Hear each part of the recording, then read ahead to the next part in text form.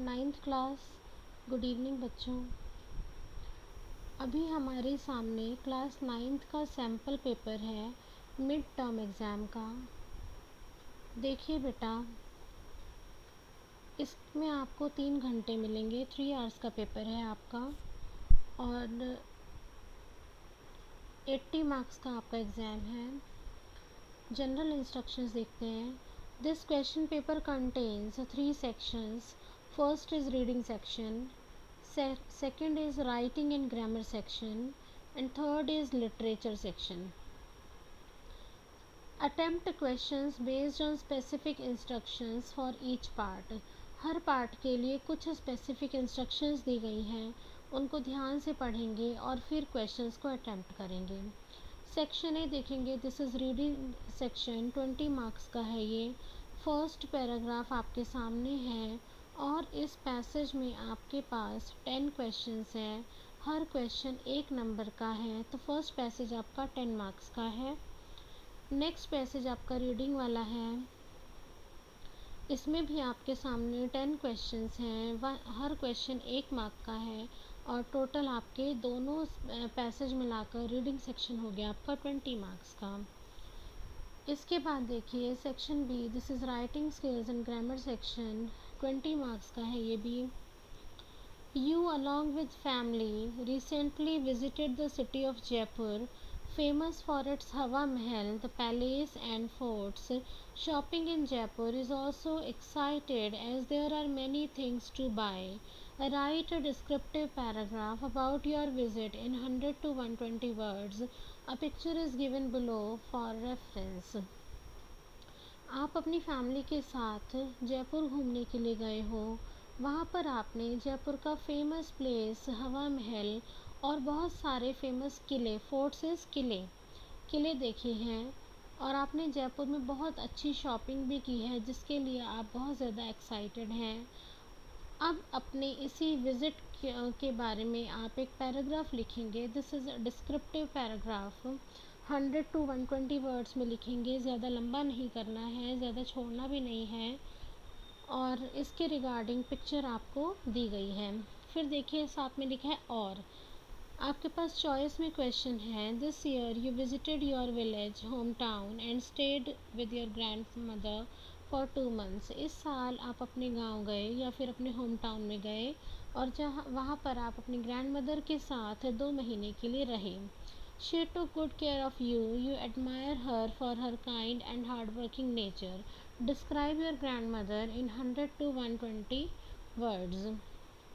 उन्होंने आपका बहुत ध्यान रखा और आप अब उनकी बहुत तारीफ़ करते हैं और उनके काइंड नेचर और उनके हार्ड वर्किंग नेचर की वजह से उनको बहुत एडमायर कर रहे हैं, उनकी प्रशंसा करते हैं। अब अपने ग्रैंड मदर के बारे में 100 to 120 वर्ड्स आपको लिखने हैं। अब आप इन दोनों में से ये जो पैराग्राफ आपको दिया हुआ है थर्ड क्वेश्चन का, इन दोनों जयपुर वाला और ग्रैंड मदर वाला, इन दोनों में से एक करेंगे। This is for 5 marks. अब ज़रूरी नहीं है कि यही आएंगे, आपको कोई भी पैराग्राफ आ सकता है जो आपको लिखना है। क्वेश्चन नंबर 4 देखेंगे। Complete the following story and give it a title also. Story complete करेंगे और इसे एक टाइटल भी देंगे। देखिए बिना टाइटल के जो है मार्क्स कट जाते हैं। टाइटल और मॉरल स्टोरी में ज़रूर होना चाहिए। तो 2 स्टोरीज़ आपके पास हैं, दोनों में से कोई एक करनी है। 5 मार्क्स का है ये। नेक्स्ट देखेंगे question number 5। The following sentences are in direct speech. Convert them into indirect speech by choosing the right option. अब ये आपके सामने एक सेंटेंस है, इसको आपने राइट ऑप्शन देकर सेलेक्ट करना है, राइट आंसर सेलेक्ट करना है और उसको लिखना है। ऑप्शन आप में से ही आपको आंसर मिलेगा। 3 मार्क्स का ये क्वेश्चन है। तीनों आपको 4 दिए हुए हैं यहाँ क्वेश्चंस और 3 करने हैं, चारों क्वेश्चन नहीं करेंगे। नेक्स्ट क्वेश्चन नंबर 6 है। Complete the paragraph given below by filling in the blanks. Choose the correct options from those that follow. अब आपने इसमें अपने रीडिंग के अकॉर्डिंग ये जो आप नीचे ऑप्शंस देख रहे हैं, इन्हीं में से सेलेक्ट करके हेल्पिंग वर्ब का यूज़ करना है या जो भी इसमें वर्ब लगेगी वो यूज़ करना है। Next is question number 7, the following paragraph has not been edited. अब इसकी एडिटिंग करनी है। आप देखेंगे जो आप हर लाइन के आगे, हर सेंटेंस के आगे 2 लाइंस ड्रॉ की हुई हैं। फर्स्ट लाइन में आपको इनकरेक्ट वर्ड चूज़ करना है जो आपने इस सेंटेंस में से सेलेक्ट किया है कि ये गलत है, और इसकी जगह कौन सा राइट वर्ड आएगा वो आप दूसरी लाइन में लिखेंगे। जैसे कि फर्स्ट आपके लिए किया गया है, the sarpanch was a chief guest. तो अ चीफ गेस्ट नहीं, द चीफ गेस्ट आएगा। आपने अ को यहाँ इनकरेक्ट में लिखा और द को लिखेंगे करेक्ट में। Next section C is literature section, 40 marks का है। आपके पेपर का सबसे ज़्यादा स्कोरिंग पार्ट है ये मैं आपको इसलिए बता रही हूँ क्योंकि आप लोग क्वेश्चन आंसर्स याद नहीं करते हैं। जब मैंने यूटी चेक किए थे तब भी मैंने यही देखा था कि आप लोग क्वेश्चन आंसर्स याद नहीं करते। आपको लगता है इंग्लिश में तो बस हम रीडिंग पैसेज करेंगे, उसमें से मार्क्स आ जाएंगे और हमारा काम बन जाएगा, लेकिन लिटरेचर याद करना बहुत ज़रूरी है। इसमें आपको मार्क्स भी बहुत अच्छे मिलते हैं, स्कोरिंग हो जाता है।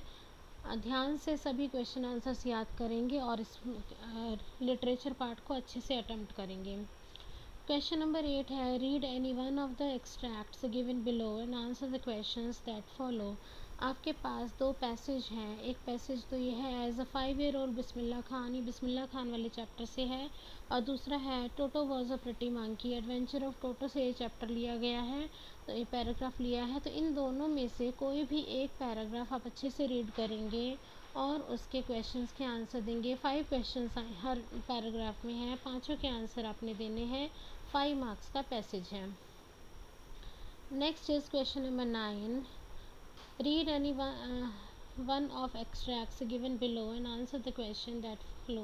अब आप देखिए आपके पास पोएम के 2 पैराग्राफ हैं, दोनों पोएम के आपको 5 क्वेश्चन दिए हुए हैं। इसको अच्छे से रीड करेंगे और उनके आंसर करेंगे। दोनों में से कोई एक करना है। इट मीन्स क्वेश्चन नंबर 8 में 2 चैप्टर्स आए हुए हैं, दोनों में से एक को आपने अटेम्प्ट करना है। क्वेश्चन नंबर 9 में 2 पोएम्स के पैराग्राफ आए हैं, दोनों में से एक आपने अटेम्प्ट करना है। Question number 10, answer the following questions briefly. अब क्वेश्चंस के आंसर्स को आपने 40 to 50 वर्ड्स में लिखना है। 4 क्वेश्चंस आपने करने हैं, 5 आपको दिए गए हैं। हर क्वेश्चन 3 नंबर का है, 12 मार्क्स का क्वेश्चन है ये। Why did the county inspectors visit disappoint मार्गी। आप समझ गए होंगे कौन से चैप्टर का है ये। Why did Kezia's grandmother send her to drawing room every Sunday afternoon. In the story the snake and the mirror, when does the narrator finally realized that he was a poor, foolish and stupid young man. What is the central idea of the poem Wind? In the poem The Lake Isle of Innisfree, what kind of life does the poet wish to lead? बेटा central idea ज़रूर याद करेंगे क्योंकि central idea का एक question ज़रूर आता है। Question number 11, answer the following questions briefly, 40 to 50 words, any 2। अब देखिए 3 क्वेश्चंस दिए हुए हैं, 2 करने हैं, 3 नंबर का एक आंसर है। In the story, Ishwar and the storyteller, do you think Mahindra was a fussy man? Give reasons for your answer. What were the 2 strange things the Guru and his disciple found in the kingdom of fools? Why do you think the child wept more bitterly than ever when the stranger lifted him in his arms? Next question देखेंगे। Question number 12, answer any one of the following question in 100 to 120 words. Long question है, 6 marks का एक question है, 2 में से एक करना है। First question is, life in cities is so busy and mechanical that people desire to go to places which are peaceful and close to nature. Elaborate in context of the poem The Lake Isle of Innisfree. Next question is, cruel and harsh attitude is not enough to inculcate values and discipline among the children. Justify this statement in context of the lesson The Little Girl. Question number 13 is, answer any one of the following questions in 100 to 120 words. ये भी से 2 question हैं, एक करेंगे, 6 marks का question है। The author, the grandfather and the grandmother display quite a number of values in the lesson. The Adventure of Toto. Who would you like to be when you grow up? Elucidate. Elucidate मतलब describe करेंगे। क्या क्या बोला है इसमें? Author, grandmother और grandfather तीनों का अपना अपना एक वैल्यू है। तीनों ही अच्छे पर्सन है, लेकिन आप तीनों में से किसकी तरह बनना चाहेंगे जब आप बड़े हो जाएंगे? तो कौन आपको अच्छा कैरेक्टर लेगा? इट मीन्स आपको बेस्ट कैरेक्टर के कैरेक्टर स्केच लिखने हैं, ये बताते हुए कि आप उनके से ऐसा क्यों बनना चाहते हैं। Next question is compare and contrast the character sketch of the guru and the disciple in the chapter in the kingdom of fools। अब जैसे मैं आपको वेब चार्ट बना के लिखवाती हूँ कैरेक्टर स्केच, उसी तरह से आप अपनी आंसर शीट में भी लिखेंगे। गुरु और डिसाइपल दोनों के कैरेक्टर स्केच को लिखेंगे, बनाएंगे, और उनके बारे में देखिए बेटा, ये आंसर ना 3 पैराग्राफ में जाएगा। पहले तो आप दोनों का कैरेक्टर स्केच ड्रॉ करेंगे वेब चार्ट की फॉर्म में। इसके बाद फर्स्ट पैराग्राफ में आप लिखेंगे गुरु का कैरेक्टर स्केच, सेकंड पैराग्राफ में लिखेंगे डिसाइपल यानी शिष्य का कैरेक्टर स्केच, और उसके बाद थर्ड पैराग्राफ में इन दोनों को कंपेयर करेंगे कि दोनों में क्या सिमिलर अच्छी बातें थी, क्या सिमिलैरिटीज़ थी जो उनकी बॉन्डिंग थी, और क्या उनमें सिमिलैरिटीज़ नहीं थी, क्या डिससिमिलैरिटीज़ थी, उनको लिखेंगे। ठीक है। अब ज़रूरी नहीं है कि यही क्वेश्चन आएंगे या इसी में से आएगा, इस टाइप का क्वेश्चन पेपर पैटर्न आपको आएगा, ये मैं आपके साथ शेयर कर रही हूँ। All the best.